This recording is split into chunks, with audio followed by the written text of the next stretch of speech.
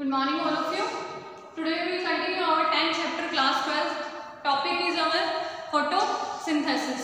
तो photosynthesis के बारे में अपने कंटिन्यू कर रहे थे, जिसके अंदर अपने कुछ पॉइंट्स जो है वो आज कंटिन्यू करेंगे। कल वाले लेक्चर के अंदर जो है मैंने आपको बताया था कि अपने फोटोसिंथेसिस के बारे में काफ़ी डिटेल में पढ़ रहे थे। सो फोटोसिंथेसिस के अंदर क्या था, आपने लास्ट कहाँ पे छोड़ा था? मैंने आपको मैकेनिज्म ऑफ फोटोसिंथेसिस के बारे में बताया था। लास्ट अपने वही छोड़ा था ना, मैकेनिज्म ऑफ फोटोसिंथेसिस। तो उसके अंदर मैंने आपको कुछ पॉइंट्स क्लियर किए थे। देखो, जहाँ तक अपनों ने पढ़ा अभी तक वो कुछ भी डिटेल नहीं है फोटोसिंथेसिस की, यानी कि कुछ कुछ पॉइंट्स ही पढ़े हैं, ओवरव्यू ही लिया अभी तक अपनों ने। आज जो है अपने जो रिएक्शंस टू लास्ट में अपनों ने डिवाइड की थी, which is light reaction and dark reaction. अब सारा का सारा चैप्टर जो है उन्हीं के ऊपर बेस है, ठीक है। पहले अपने लाइट रिएक्शंस जो आपको सामने दिख रही है उनके बारे में पढ़ेंगे और डार्क रिएक्शंस के बारे में पढ़ेंगे।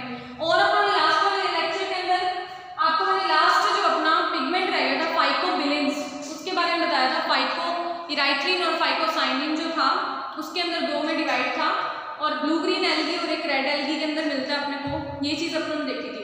फिर अपनों ने नेचर ऑफ लाइट देखा था, जिसके अंदर अपनों ने फोटॉन्स के बारे में पॉइंट्स काफ़ी क्लियर किए थे, ठीक है।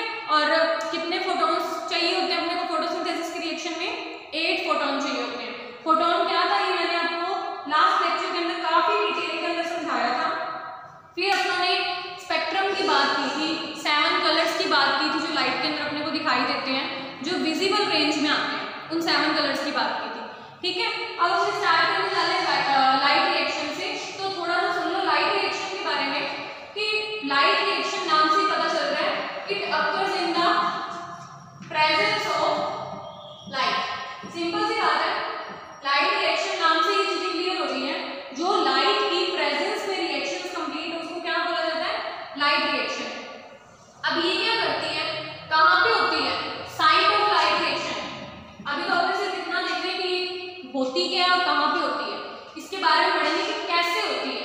तो साइट क्या होती है? फोटोसिंथेसिस की जो रिएक्शन में लाइट रिएक्शन होती है, ये ग्रेना पार्ट पे होती है।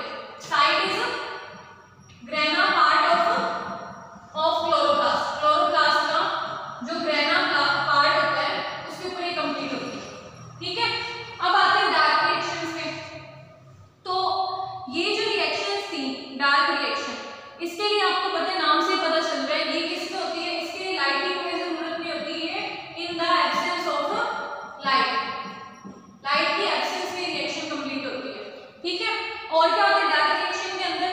डार्क रिएक्शन के बारे में जो था, एक साइंटिस्ट थे ब्लैकमैन। क्या थे, क्या नाम था इनका?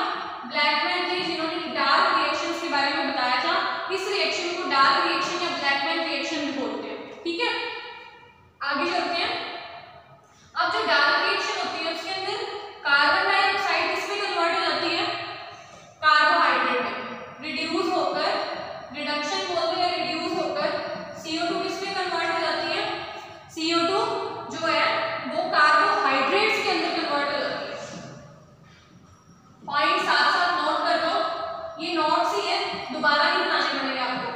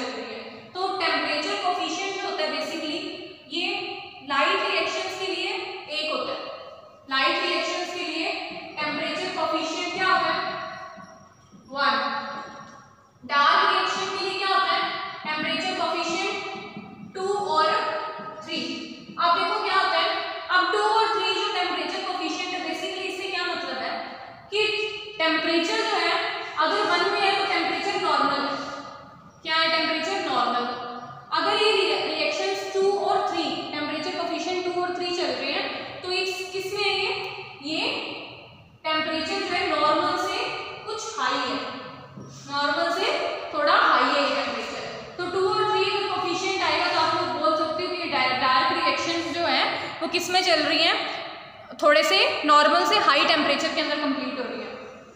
आगे देखो इसके अंदर, अब ये तो बात हुई कोफिशिएंट की। अब अपने एक चार्ट बनाएंगे जिसके अंदर मैं आपको थोड़ा बताऊंगी कि लाइट रिएक्शन के अंदर ये साइकिल कैसे परफॉर्म हो रहा है, डार्क रिएक्शन के अंदर ये साइकिल कैसे परफॉर्म हो रहा है। ठीक है, तो इसके अंदर अपने थोड़ा सा उस चार्ट को ड्रॉ कर लेते हैं, फिर अपने देखेंगे कि क्या रिएक्शंस जो है कैसे अपनों ने कंप्लीट करवाई है।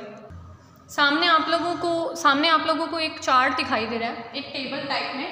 देखो इसके अंदर क्या होता है, ये बेसिकली मैंने दो जो ये लाइट रिएक्शन है डार्क रिएक्शन है इनके अंदर हल्का सा डिफरेंस करने के लिए इस तरीके से आपको समझा रही हूँ। वैसे तो क्या है, इस साइकिल के अंदर आपको ज़्यादा चीज़ें जो ये डार्क रिएक्शन वाली है ये नहीं समझ आएंगी, अभी आपको सिर्फ इनके नाम ही समझ आएंगे। ठीक है, जब आपने इसको आगे डिटेल में पढ़ेंगे और ज़्यादा डार्क रिएक्शन के बारे में ही सारा टॉपिक है। C3 साइकिल, C4 साइकिल जो मैंने आपको बताया था कि कुछ साइंटिस्ट आए थे जिन्होंने C3 साइकिल के बारे में और C4 साइकिल के बारे में बताया था, तो जब अपने उनके बारे में डिटेल में पढ़ेंगे तब ये डार्क रिएक्शन आपको डिटेल में समझ आएगी। फिलहाल आप थोड़ा बहुत सुन लो, समझने की कोशिश करो। देखो क्या होता है, सनलाइट की प्रेजेंस में ये तो बिल्कुल ईजी है, फोटोलाइसिस ऑफ वाटर यानी कि पानी जो है टूटता है ना, CO2 और H2 की प्रेजेंस में ये प्रोसेस कंप्लीट होती है। तो देखो क्या होता है, जो लाइट रिएक्शन होती है डे टाइम के अंदर, उसके अंदर जो रिएक्शन के अंदर H2 होता है वो किसमें कन्वर्ट हो जाता है, हाफ O2 में टूटते हैं, 2 हाइड्रोजन के मॉलिक्यूल निकलते हैं और 2 इलेक्ट्रॉन निकलते हैं इसमें से। ठीक है, अब ये जो इलेक्ट्रॉन्स निकलते हैं यहाँ से, ये आगे जो डार्क रिएक्शन होती है इसके अंदर चले जाते हैं। डार्क रिएक्शन होती तो उसी प्लांट में ही है ना, तो डे टाइम के अंदर जो इलेक्ट्रॉन बन चुके होते हैं वो क्या करते हैं, ATP की फॉर्म जो ये बनते हैं, यहाँ पे 2 इलेक्ट्रॉन यहाँ पे पास आउट कर देते हैं। अब ये जो 2 इलेक्ट्रॉन यहाँ पे बनते हैं ये क्या करते हैं, ये जो साइकिल होता है डार्क रिएक्शन वाला ये कंप्लीट करवाने में हेल्प करते हैं। अब यहाँ पे क्या होता है, साइक्लिक और नॉन साइक्लिक प्रोसेस होती है। कौन सी, ये आपको आगे डिटेल में आप पढ़ोगे, साइक्लिक एंड नॉन साइक्लिक। ये दोनों रिएक्शंस जो है इसी के अंदर कंप्लीट होती है। अब साइक्लिक के अंदर तो ये वापस जो रिएक्शन है जो यहाँ पे बनता है वो इसको कंप्लीट करवाने में हेल्प करता है, जो इसका प्रोडक्ट होता है वो इसको कंप्लीट करवाने में हेल्प करता है। अब यहाँ पे जो इलेक्ट्रॉन्स बने हैं ये आगे ट्रांसपोर्ट होते हैं डार्क रिएक्शन में, और ये जो डार्क रिएक्शन है इसके अंदर CO2 इन्वॉल्व होती है, फिर CO2 का ब्रेकडाउन होता है, उसके बाद में एट लास्ट ये साइकिल कंप्लीट होता है, C3 साइकिल, और एक ग्लूकोज लास्ट में बनाता है, साथ में कुछ एनर्जी के मॉलिक्यूल्स बनाता है। समझ आ गया, फिलहाल आप इतना समझ लो। अब लाइट रिएक्शन जो है मैंने आपको साइड बताई थी वो ग्रेना के ऊपर होती है, डार्क रिएक्शन क्रोमा के ऊपर कंप्लीट होती है। ठीक है, अब इसके अंदर ये आपको एक वर्ड दिख रहा है RUDP, ये क्या होता है आप लोग सोचोगे, ये होता है राइबोलोज डाइफॉस्फेट। क्या होता है, राइबोलोज डाइफॉस्फेट, जिसको RUDP बोला जाता है। ठीक है, तो ये जो है इसकी डिटेल मीनिंग स्ट्रक्चर के साथ में आपको आगे बताया जाएगा। तो ये चीज फिलहाल आप इतनी समझ लो, इसके बाद अपने जो आगे कंटिन्यू करना स्टार्ट करते हैं। अब अपने पहले तो है लाइट रिएक्शन के बारे में डिटेल में पढ़ेंगे। सबसे पहले अब लाइट रिएक्शन के कुछ पॉइंट्स हैं जिनको पहले तो अपने सिर्फ इतना बड़ा what is light reaction and what is the site of light reaction, है ना। अब अपने एक चीज देखेंगे, so light reactions, light reaction का एक और नाम भी होता है, क्या होता है, हिल रिएक्शंस। साइंटिस्ट जो थे हिल, उन्होंने बताया था, इस वजह से इसका नाम क्या रखा था उन्होंने, हिल रिएक्शंस देखा था। अब ये क्या होती है, कॉम्प्लेक्स प्रोसेस होती है। क्या होती है, लाइट रिएक्शन और डार्क रिएक्शन दोनों ही कॉम्प्लेक्स होती है। It is a complex process. और क्या होता है इसके अंदर, अब इस रिएक्शन के अंदर सबसे पहले अपने पॉइंट जो है एज ए पॉइंट वाइज लेके चलते हैं।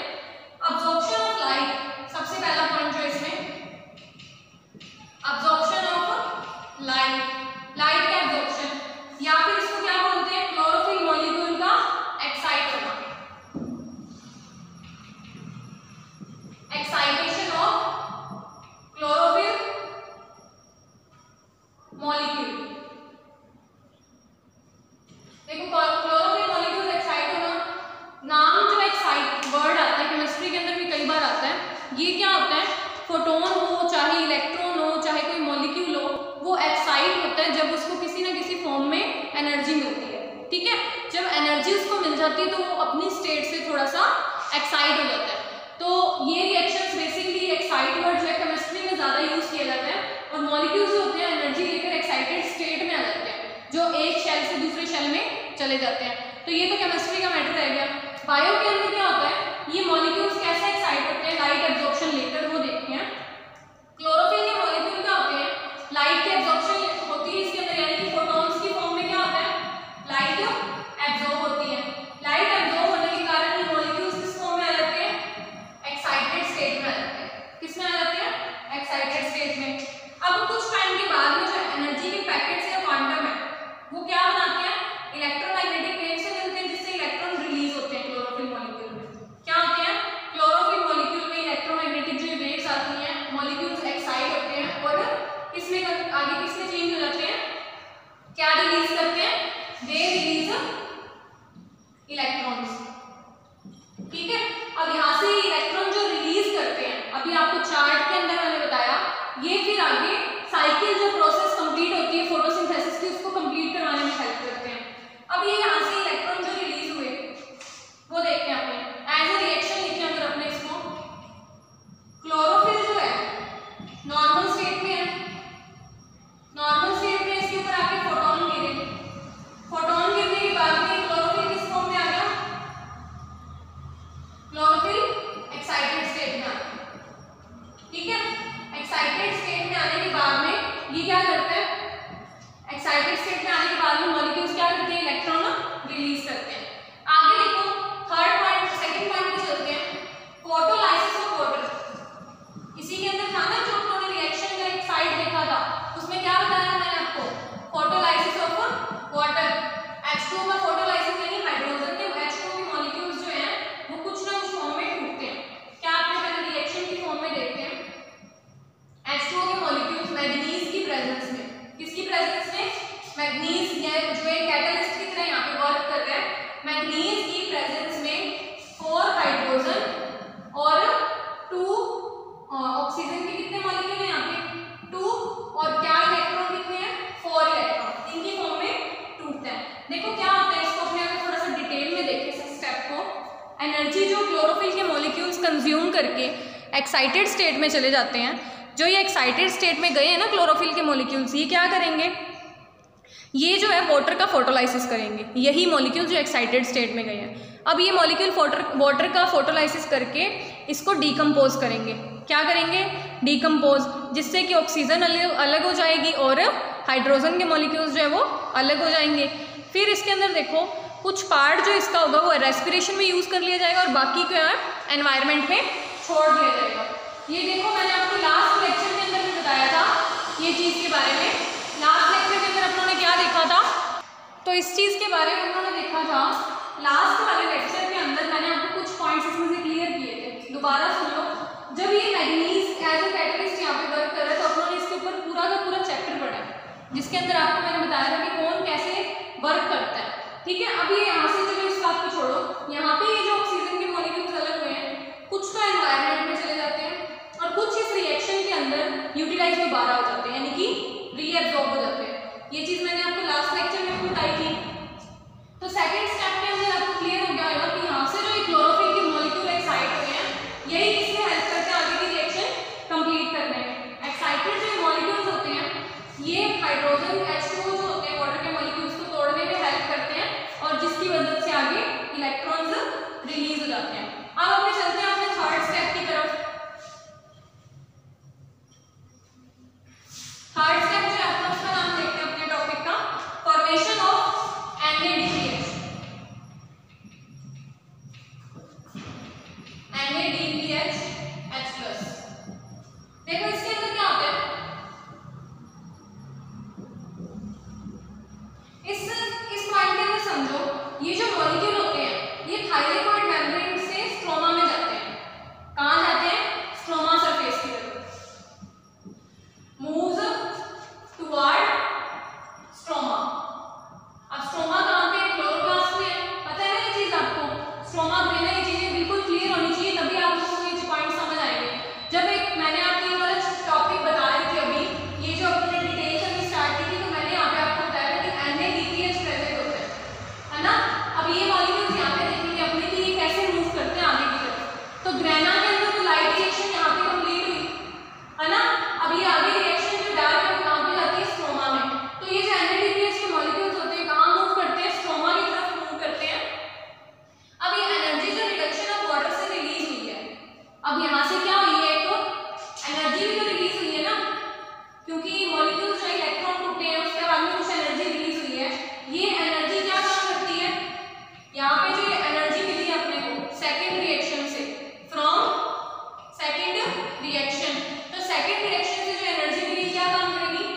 NADPH जो होगा उसको किसमें कन्वर्ट करेगी, टोटल कंपाउंड में, जिसको अपने क्या बोलते हैं NADPH प्लस, इसके अंदर इसको कन्वर्ट कर देगी।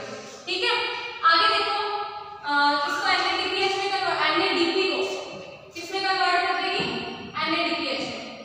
तो NADPH में जब इसने इसको कन्वर्ट किया तो कैसे कन्वर्ट किया, एनर्जी का यूज करके इसने इसको कन्वर्ट कर दिया। अब इसके अंदर क्या होता है, NADPH और H आयन के अंदर इसको कन्वर्ट करने के बाद में यहाँ पे क्या होता है, चार हाइड्रोजन के आयन थे जो रिलीज हुए थे, जिसमें से दो मॉलिक्यूल यहाँ यूज हो गए। कितने मॉलिक्यूल रिलीज हुए थे यहाँ से, चार हुए थे ना, जिसमें से दो मॉलिक्यूल जो थे यहाँ पे अटैच हो गए, एक तो यहाँ आ गया, एक H+ की फॉर्म में आ गया, तो दो तो यहाँ कंज्यूम हो गए, टू मॉलिक्यूल, ये चीजें नोट कर लेना साथ साथ, बुक में कुछ भी समझ नहीं आएगा आपको। 2 molecule of hydrogen consumed here and rest one are completion, help in completion of further reaction. अब यहाँ से दो मॉलिक्यूल जो थे वो यूज हो गए, ठीक है, बाकी के जो मॉलिक्यूल है वो क्या काम करेंगे, CO2 को रिड्यूस करने में। Rest 2 hydrogen molecule reduce the carbon dioxide, reduction करवाने में हेल्प करेंगे। आगे देखो, in this reaction 4 electron are required which is received from PS1। अब देखो यहाँ पे एक नई टर्म इंट्रोड्यूस हो गई है, फोटो सिस्टम PS1 और दूसरा होता है PS2।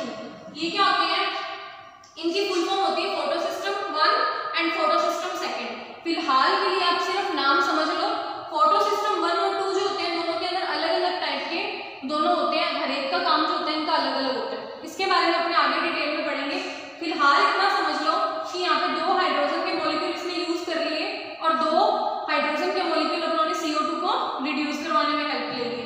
आगे जो था 4 इलेक्ट्रॉन्स अपने यहाँ पे जो बने थे, क्या बने थे, 4 इलेक्ट्रॉन बने थे ना यहाँ पे सेकंड वाली रिएक्शन में, इनका काम क्या हुआ, ये किससे required which received from PS1, किसके द्वारा रिसीव हुए, फोटो सिस्टम 1 से, रिसीव्ड फ्रॉम फोटो सिस्टम 1। अब ये जो 4 इलेक्ट्रॉन फोटो सिस्टम 1 में बने थे, तो रिएक्शन वहां चल रही थी, ये वहां से इन्होंने लिए। अब देखो ये रिएक्शन को कंप्लीट करवाने में ओवरऑल कितने इलेक्ट्रॉन चाहिए थे, 2 तो यहाँ यूज हो गए, 2 यहाँ, तो टोटल 4 इलेक्ट्रॉन हो गए। और ये जो रिएक्शन जो थी ये फोटो सिस्टम 1 में कंप्लीट हुई है, कहाँ हुई है, फोटो सिस्टम 1। अब आप लोगों को बिल्कुल कंफ्यूज नहीं होना कि पता नहीं ये नया वर्ड कहाँ से इंट्रोड्यूस हो गया बीच में, कुछ भी नहीं है। ग्रेना और स्ट्रोमा के ऊपर क्या होता है ना, एक साइट होती है पर्टिकुलर, क्या होती है साइट, जिसका नाम होता है फोटो सिस्टम। फोटो सिस्टम क्या होता है, ग्रेना और स्ट्रोमा के ऊपर एक 1 होता है, दूसरा 2 होता है, दोनों के अलग अलग कैरेक्टर होते हैं, इसके बारे में डिटेल में अपने आगे पढ़ेंगे। फिलहाल इतना समझो कि 4 जो इलेक्ट्रॉन थे वो यहाँ से अपनों ने लिए और 2 इन दोनों रिएक्शंस में कंप्लीट करवाने में कर दिए। थर्ड स्टेप पे चलते हैं अपने, यहाँ से ये कंप्लीट हो गया, आगे अपने अपना थर्ड पॉइंट लेते हैं। ये तो अपने को पता चल गया ऑक्सीजन रिलीज हुई है, 4 हाइड्रोजन कहाँ यूज हुए हैं, 4 इलेक्ट्रॉन कहाँ यूज हुए हैं, और जो एनर्जी थी उसका क्या काम लिया उन्होंने। अब चलो नेक्स्ट पॉइंट पे अपने चलते हैं, फोटो फॉस्फोराइलेशन। फोटो फॉस्फोराइलेशन ये क्या होगा, फोटो फॉस्फोराइलेशन नाम के अंदर जैसे लाइट से रिलेटेड चल रहा है सारा कुछ।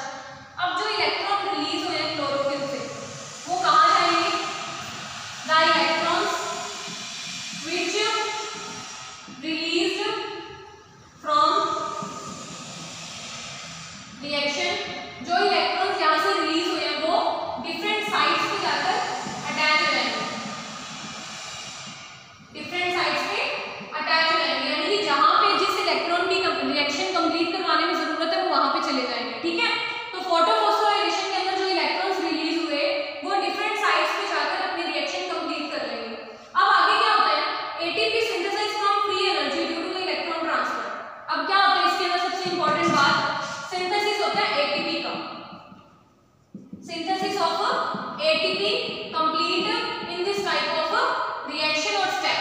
तो जो इलेक्ट्रॉन्स यहाँ पे जो साइट्स के अंदर पहुंचे हैं रिएक्शन कंप्लीट करवाने में, तो जब वो रिएक्शंस कंप्लीट होंगी तो वहां पे क्या होगा, रिएक्शन कंप्लीट होने की वजह से, इलेक्ट्रॉन एब्जॉर्ब होने की वजह से ATP का सिंथेसिस होगा, यानी ATP वहां पे बनेगी। समझ आ गया। अब ATP जो बनी है वो प्लांट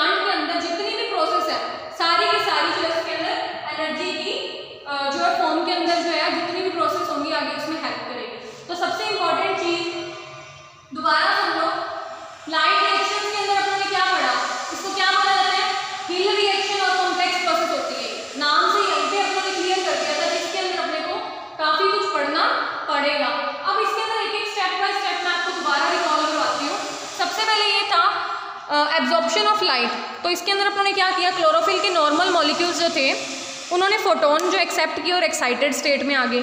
फिर इसके बाद में जो एक्साइटेड स्टेट में क्लोरोफिल आए, सेकंड स्टेप के अंदर उसी एक्साइटेड स्टेट की वजह से वाटर के मॉलिक्यूल्स का क्या हुआ, हाइड्रोलाइसिस टूट गए। डिकम्पोज होने की वजह से 4 तो हाइड्रोजन निकले, 4 इलेक्ट्रॉन और 1 ऑक्सीजन का मॉलिक्यूल। अब ये जो 4 हाइड्रोजन निकले, इन्होंने क्या किया, आगे NADP को रिड्यूस करवाने में हेल्प किया।